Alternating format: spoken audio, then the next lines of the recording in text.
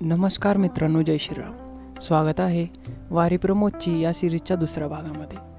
तर आज आपण जाणून घेणार आहोत त्या ठिकाणाबद्दल जिथून रामायणातील सीता अपहरण हा प्रसंग घडून आला. त्या काळातील दंडकारण्यातील पंचवटी म्हणजेच आजचे नाशिक शहर. भगवान श्रीराम त्यांच्या 14 वर्षाच्या वनवासातील काही वेळ म्हणजेच अंदाजे 1.5 ते 2.5 वर्षे गोदावरी तटी राहिले होते. गोदावरीपासून नजीकच पंचवटी आहे.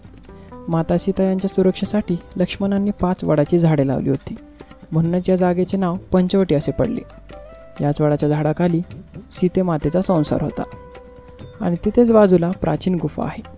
पूर्णतः दगडात कोरलेली ही गुफा 7 ते 8 फूट जमिनीखाली आहे व एका वेळी एकच व्यक्ती आत प्रवेश करू शकतो.